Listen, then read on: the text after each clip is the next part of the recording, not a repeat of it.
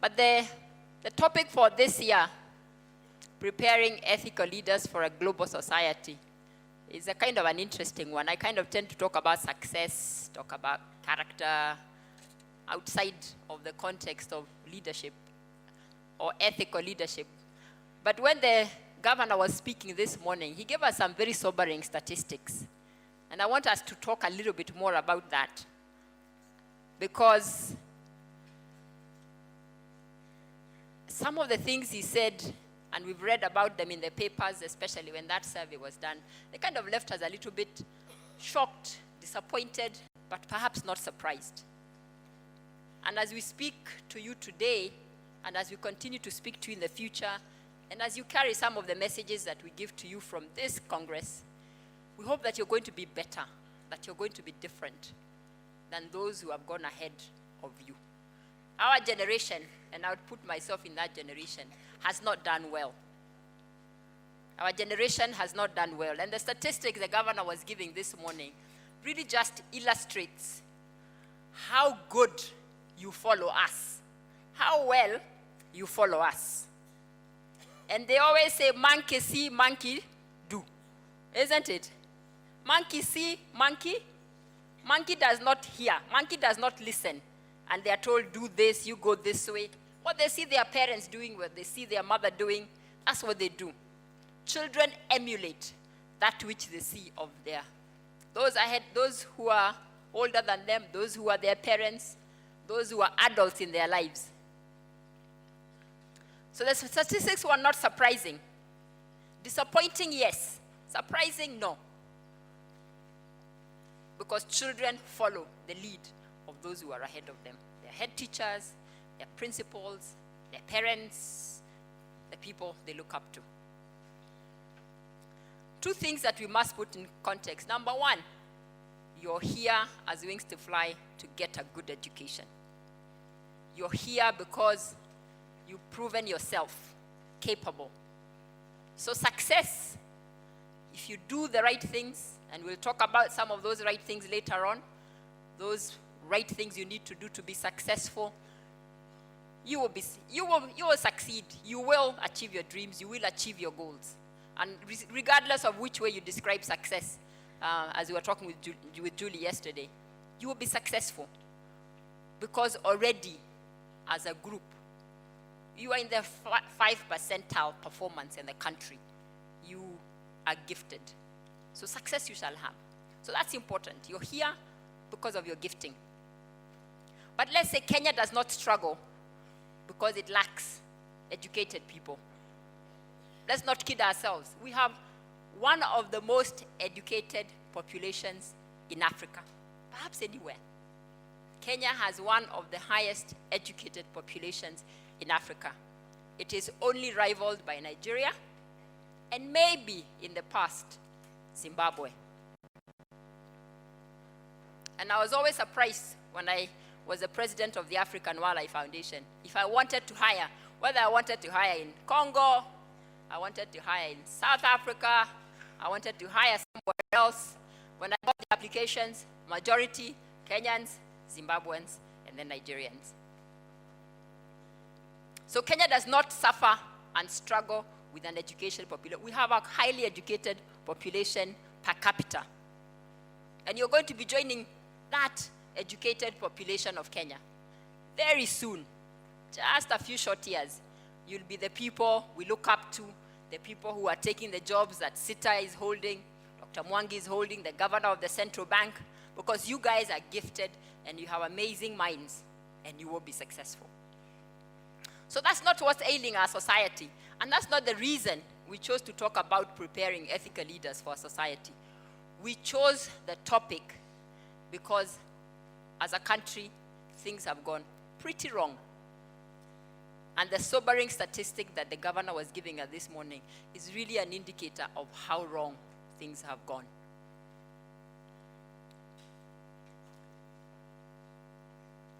Another sobering statistic, apart from the fact that 50% don't really care how they make money, as long as you don't get caught. It means theft, as the governor said, is okay. It's okay to steal.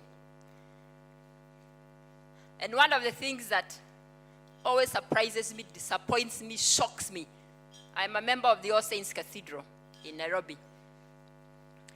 When you wake up at the cathedral to go and get your sacrament, your Holy Communion, women are always told to carry their bags. This is in church. In church, we are told, carry your bag. Why? Because inside church, outside church, wherever we are, Kenyans, we have found it and made it okay to steal from each other. We've made it okay to take that which does not belong to us. And oftentimes it is explained that the reason we do so is because of poverty. How many of you believe you're supposed to be a thief because you don't have something in your house, in your home? How many of you believe that? How many of you believe you should steal because you lack? No one. So it's not true that people steal from each other, that the people who are stealing and bleeding this country are doing it because they are poor. They are not. And we'll see why it is that as a society, even in church, you have to carry your bag. And let me tell you how serious it is and tell you that it does happen in church. A couple years ago, we went to church to a funeral service with the then finance minister for Zambia. He'd come to bid farewell to a mutual friend. This is the man who then became the president of Zambia, Mr. Rupia Banda. So Mr. Rupia Banda was sitting next to me. And he heard it announced in church that you should watch. Women, watch your bags. Men, check your pockets. The guy sitting next to you or the girl sitting next to you may want something that you have that is not theirs. And he laughed. He was from Zambia. He laughed and said, even in church was this comment of Mr. Rupia Banda. And he laughed. And he dismissed it. The funeral service ended. We left. And as we stood outside the church, people mingling and talking, he checks his pocket and he finds his phone is gone. His phone was gone. I mean, he did this and he checked and he went back. And he said, Helen, you are sitting next to me. Surely you didn't take my phone. I said, Bwana Rupia Banda, here is my handbag. You can check. And he laughed. Of course, I was pulling his leg.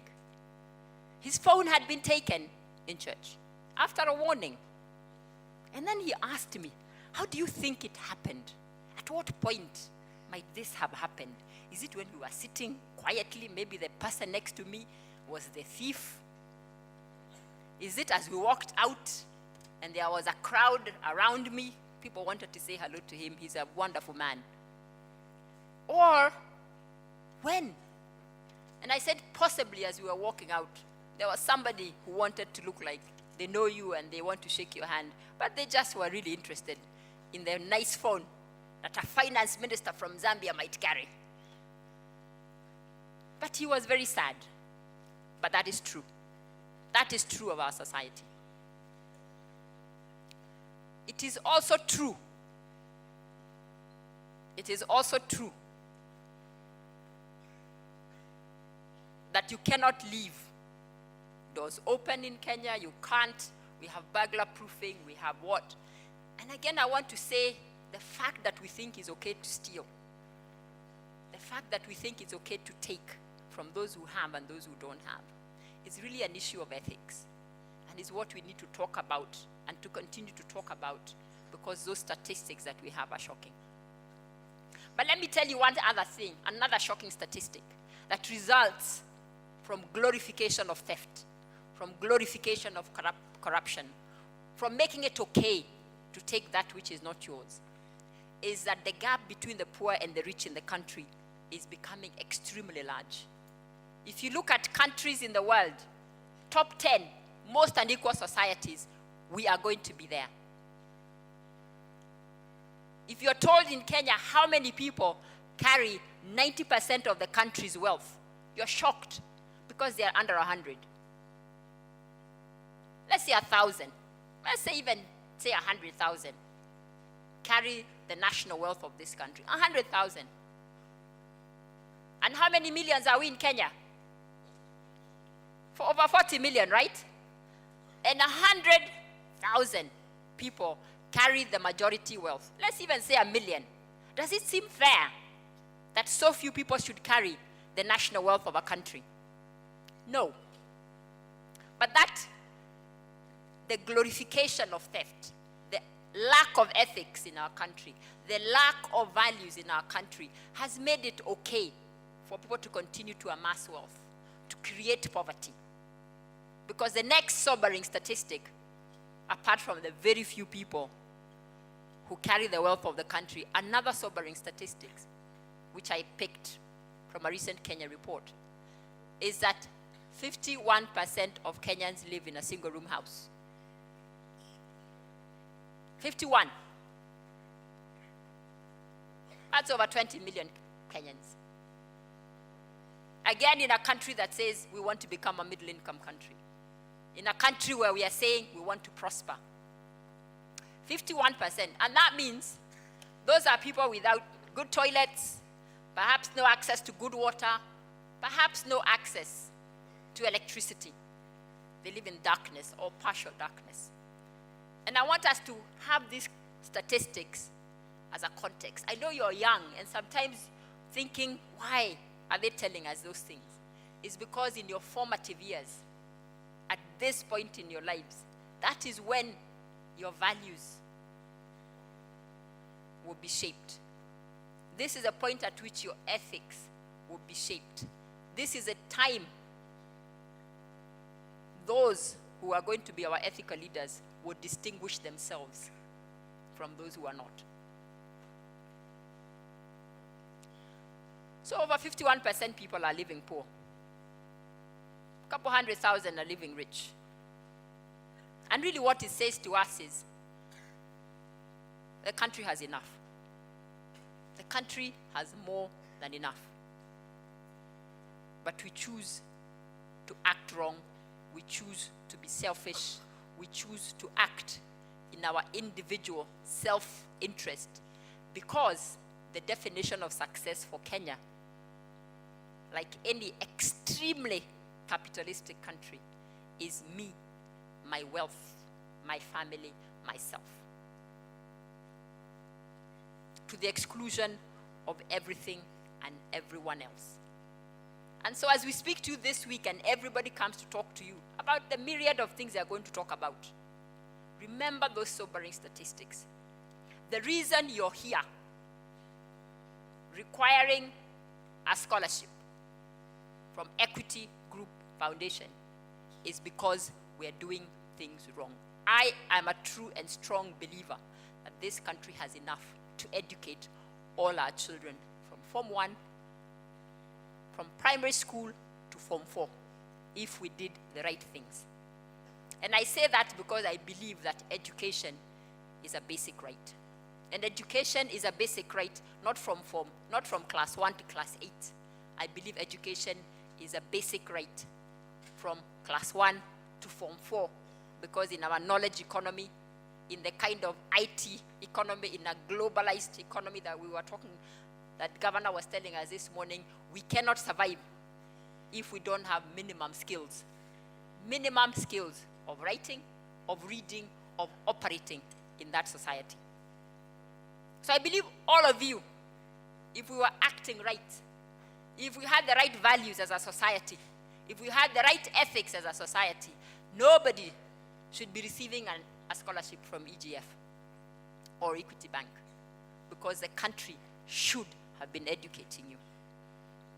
So as I say what I am saying the onus and the responsibility as the leaders that we are shaping is on you to make sure that in your generation, in your time, when you lead this country, when you become the individuals who are going to be making decisions, that you will remember sitting in this hall, talking about ethics, talking about values.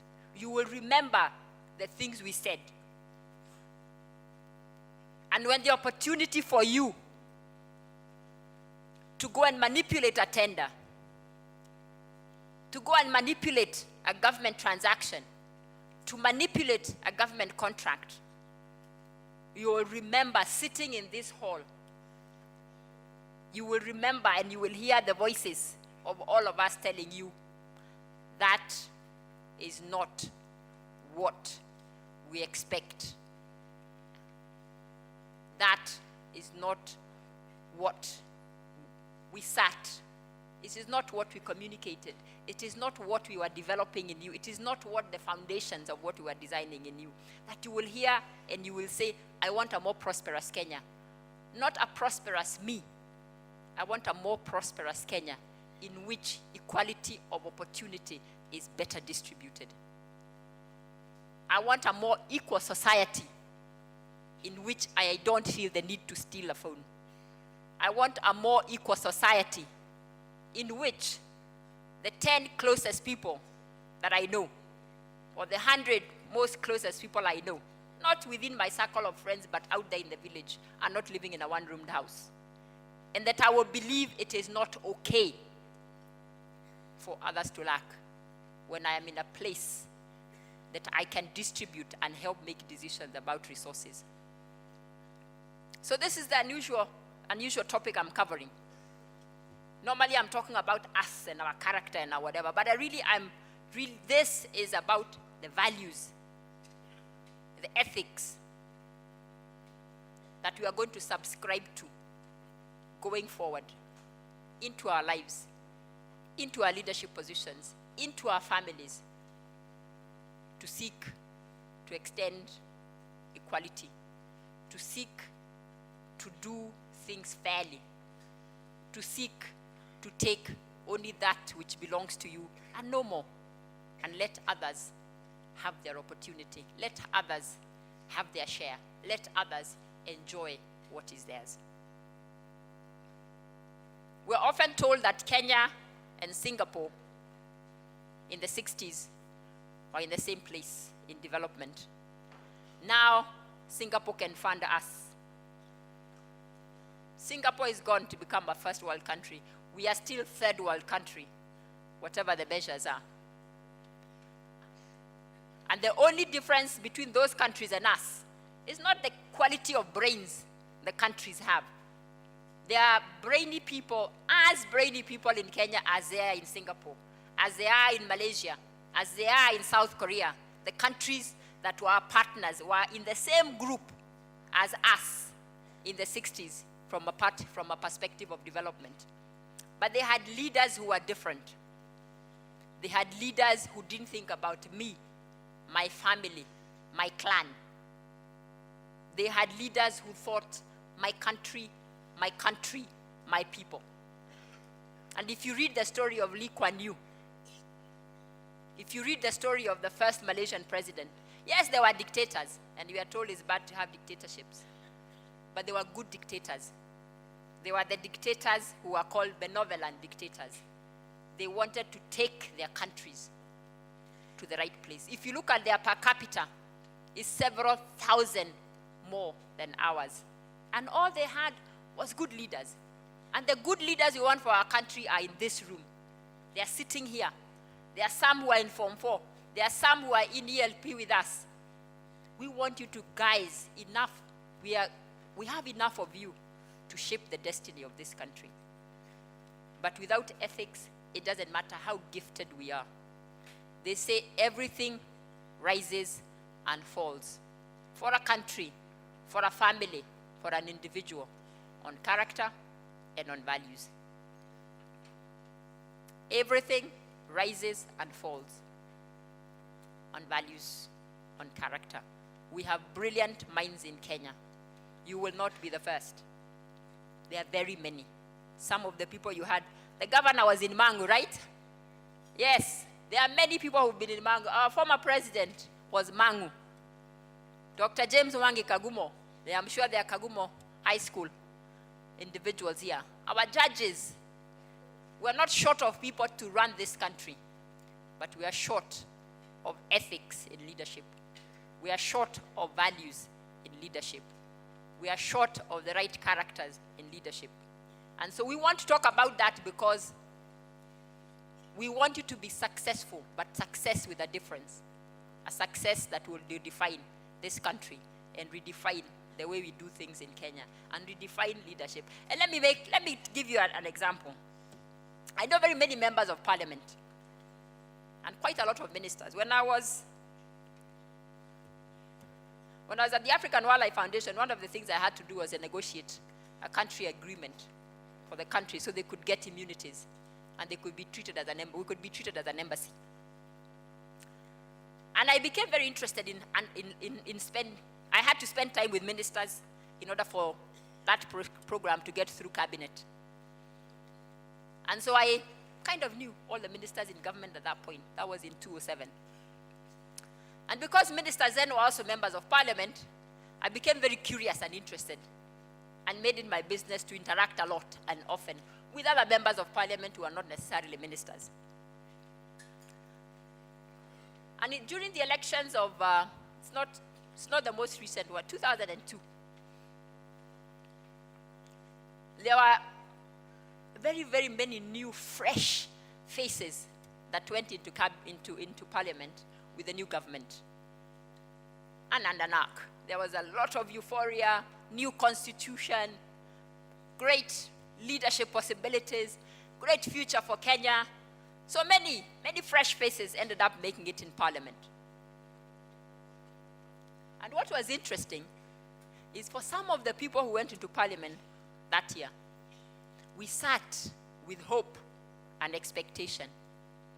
A lot of expectation.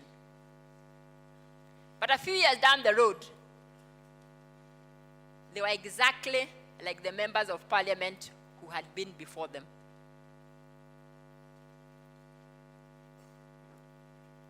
And I will not say what that is, but you can guess. People became disillusioned again. And it speaks to the 73% that the governor talked about, afraid to stand up for what is right, afraid to stand up to be different, afraid to stand up for your values, afraid to stand up for that which is ethical. And when you don't dare to be different, when you don't dare to do that which is right, it means we always end up with a cycle that takes us down again, takes us back, takes us back, takes us back. And so I want to challenge us that we need to be in the group that will stand up for what is right. We need to be in the group that will stand up for the right values. We are in the group that will stand up for ethics. And we're in the group that will lead this country differently. As I said, you're all wired for success. And we'll talk about what that means and what characteristics and attributes you need to be successful. Because there are proven attributes, characteristics, and qualities for success. And those we will share, and they have been shared by many of the speakers who've been here. But you must purpose to be more than just that successful Wings to Fly scholar. You want to be that successful, principled, ethical Wings to Fly scholar. And that is what we wish for you. And that is why we have put that topic up, because the issue of ethics and leadership in our country at this time is at the lowest. Our values in the country are at their lowest. And if you ask me what Kenya needs right now, it is values. We almost need a ministry of values so we can talk about values every day. What are the important values that are going to shape and change this country so that 5 years down the road, there are no students who need support. We are not 50% of our students and our teenagers are not saying it's okay to steal as long as you're not caught, as long as you don't go to jail. We need to change that paradigm for our country. And we need to change it. And you are the guys who can change it. I was given half an hour. I am sure it's over. Mwalimu, imeisha? I have 4 minutes. Can I have one question in that 4 minutes before we go for lunch? or a comment?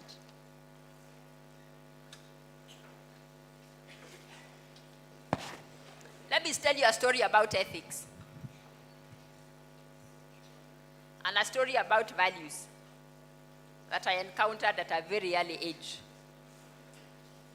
And I would say is one of the things, people always ask you, who inspired you? Who mentored you? Who shaped your life? One of the people I've never spoken about who shaped my life a lot was my grandmother. My grandmother. Because I lived with my grandmother for 4 years before my mother was stable enough to take all her girls and bring them to Nairobi. So during one of the years that I was spending with her in this country, there was an oathing that was required. And I'm not sure at that time whether it was oathing for just the part of country I come from or it was national oathing. I don't remember. But what I do know is that everyone was required to go and take an oath, very different from the one you take these days and say, I swear by this Bible that everything I say is nothing but the truth. That was not the oathing. This oathing required something, my grandmother to do something very clandestine. And even as a child, as a young person, I must have been about 8. I was put through this oathing. And let me tell you what that oathing comprised, and you will find it very funny. Because it was very juju-like. You know, a lot of people believe in juju. I was put through juju, if you will. And what we had to do, if we can settle down, I know there are people going for prayers. Live quietly. What you are required to do was eat a piece of raw meat. Okay? Then, we were marked using blood. This was in a tent, in a place you went. You were ushered there in a manner that made you very, very scared. And these are some of the things that have happened in Kenya long before your time, even before perhaps some of your parents' time. I don't know, Mwalimu, whether you were there then. Were you there? Did you oath? You are not qualified. I was 8, and I was qualified. Or at least I was forced to qualify. So I ate this piece of meat, and as I went there, I'm thinking, why are they giving me a raw piece of meat? But I ate it anyway because the people who were in there looked quite frightening. Then when the blood came and I was marked in, and I'm thinking, hey, I'm going to die. I was very scared. I am going to die. I wonder what I have done. Why have we been brought here? And then you are made to move to the next space. And you recited something. And the recital was about, you will not talk about this oathing, so already I'm breaking that oath. I was not supposed to tell anyone. And that things that did not make sense to me as a child. I was only 8. So when I went home and I told my grandmother what had happened, I had the worst lashing of my life. I was beaten like I had never been beaten before. Why did you accept to go? And I said, but I had no idea where I was going. We were told we were going to get sweets. We were being taken to a nice place. You know, it's very easy to cheat children. Peremende tuna mandazi. Mtoto anafuata anaenda. So all of us from our school, on the guise of mandazi, on the guise of soda, we had been taken and we had been oathed. What I, of course, did not know was that my grandmother was supposed to have gone for the oath. But a strong Christian, she said that was against her religion. It was against her ethics. It was against her values to oath in ways that were, in her view, what is the opposite of godly in Christianity? Not quite satanic, something in between. What is it? Demonic. Close. She said something close to that, but she didn't quite use the word demonic. She was a very strong, very, very strong PCA. And we didn't realize how serious this oathing issue was. Until my grandmother tried to get on a bus to go to Nyeri. We lived about 15, 20 kilometers from Nyeri town. And she needed to go and visit somebody in Nyeri and do some transactions before coming home.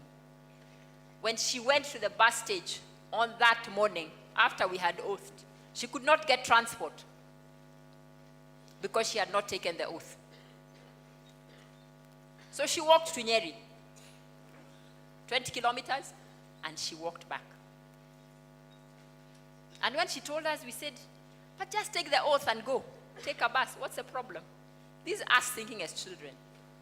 And she said, when you stand up, when you believe in something, when you have committed to something, you don't give it up just because the other stupid person comes along and tries to persuade you is the right thing. I will not oath. Again, we didn't know how stupid, how serious it was. She fell ill a week later, and she went to a local dispensary. She could not be treated until she oathed. She refused to oath. Once again, she walked all the way to Nyeri to seek medical attention. We were thrown out of school because she would not oath. And she said it was okay. Come and stay home. This oath thing is not going to last. But the God I believe in, the values I subscribe to, do not allow me to oath, because somebody has given the instruction from Nairobi that I should oath against my beliefs and against my values. So we stayed home for 2 weeks without going to school. Would she budge? She said, the Bible I read, the church I go to, the God I believe in, does not allow me to worship idols, does not allow me to participate in these kinds of things. And the cycle went on for her for a really long time. No bus, no transport. But what shocked all of us was the extent to which she chose to be different. And what happened, and this happens often, and they always call it the fool thing. I will have the story for you when I come back, I hope tomorrow. It always takes the courage of one. It always takes the difference of one to begin the cycle of change. And so what happened, because she stood up, is that others in the village, others in the church who had been quiet about the oathing began to stand up and to join her. And she said, I have been hiding. I have not been as vocal. And before long, she had many people following her and saying, it is wrong for us as Christians to oath. It is wrong for us to go against our values. And in the end, guess who won? Guess who won? My grandmother won. My grandmother never oathed. She became the old lady of the village who had stood up against wrong when there was so much to lose. But she said the worst thing was to lose her values. She said to her, loss of values, loss of your belief system is ultimately more tragic, than pandering to the demands of others that go against the grains of your beliefs. So as you go out into your schools, where schools are being burnt, stand up and be the ones who said, I don't want to burn my second home. Schools are our second homes. Schools are the source of our education. Schools are the source of the transformation that we expect for our lives. How then can we burn them and take that opportunity away from ourselves? How can our values be so loose? How can they be so trivial that we'll sit and watch others do the wrong things and do us harm and sit in the way of our success and our transformation and our prosperity? So go out there and be the one who stands up and says, I want to be different. I have ethics, I have values that tell me it is wrong. Our churches, we are one of the countries with the largest Christian populations. we are one of the most corrupt countries in the world. There's a big disconnect. The largest Christian population, the most corrupt, one of the most corrupt. So there's a disconnect. Our Christianity is very superficial. We pray, we all stand here and say, God is at the center of my life. He is this, He is this. And then we go out and anything goes. So let's think about that. One of most Christian countries, one of the most corrupt countries. There's a huge disconnect there. And all of it has to do with ethics. It has to do with values. It has to do with principles.